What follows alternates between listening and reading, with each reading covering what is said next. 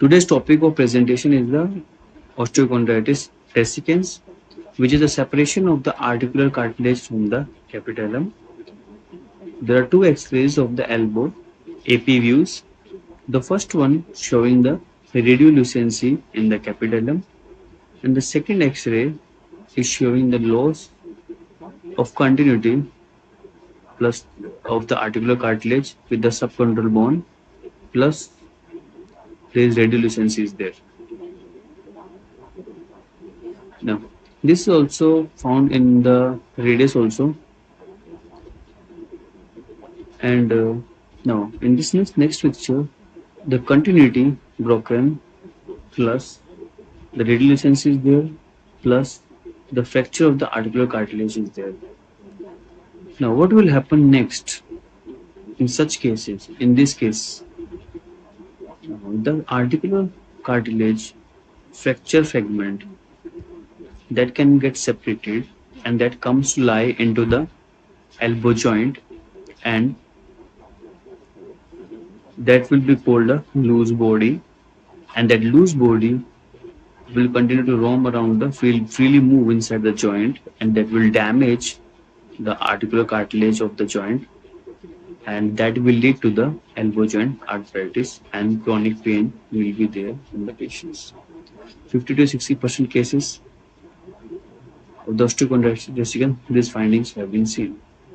Now, in this picture, we are seeing here the radiolucency. This radiolucency is basically the osteonecrosis in the capitellum, and this is the initial or the starting stage of the osteochondritis dissecans of the elbow. Now, what is the reason behind this? The reason behind this radiolucency or the osteonecrosis is the compressive effect over the vascular supply to the capital. In most of the cases of osteonecrosis, like of the hip, we know the vascular supply to the head of the femur is hampered. Just like the same, the vascular supply over here is hampered. Now, the vascular supply to the capitellum is two arteries, and these two arteries are end arteries. One is the radial one, that is a radial recurrent artery, and the second one is the known as interossei recurrent artery. Interossei recurrent artery. Now, the next thing is that these osteonecrosis occur in the most commonly occur in the boys and in the juvenile age group, and of the children of more than 10 years of age, and in the sports person who are involved in the overhead activities, and it's also found in the pitchers, like in the baseball pitchers or overhead throwers. Plus, in the Indian scenario, it is found in the volleyball players. Now, it is also found to be associated with the Penner's disease, which is known as osteochondrosis of capitellum, found in the age group of less than 10 years. Now, next of these patients, they can be managed non-operatively, with the rest and immobilization.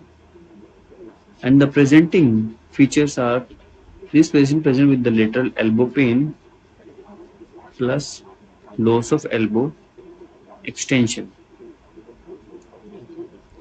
and the rest and the immobilization suffice in 70 to 80% of the patient. They get relieved of their lateral elbow pain and they can continue to their activity of gymnast, but after a period of 3 to 6 months. The one important point to note here is that the loss of elbow extension is the earliest examination finding. This point is very, very important. Earliest examination finding. Now, these patients can have mild swelling also, plus in some cases where the loose bodies are present, the locking of the elbow joint, or we can say the grinding occur in the specific terms of locking and grinding occur in the elbow joint. Now, radiographically, these patients of osteochondritis dissecans of the elbow, they can be categorized into the three phases.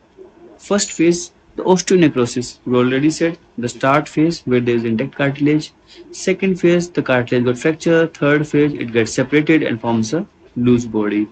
For the first phase, the necrosis, we will know the treatment will be simple, non-operative management, rest and immobilization. 70 to 80% of the patient, they will be relieved of pain and strength will be achieved on a period of 3 to 6 months.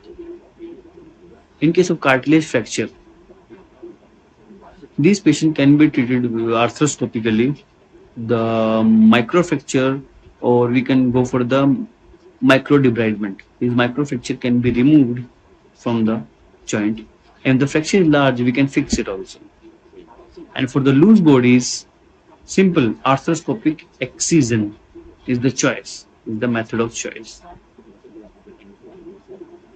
And for these all of these patients of the osteochondritis, common thing is these should be so there should be a period of restriction of activities, restriction of weight bearings, overhead activities for at least 2 to 3 months. If these patients they get untreated, and that will result in the elbow joint stiffness and the elbow joint arthritis. Thank you.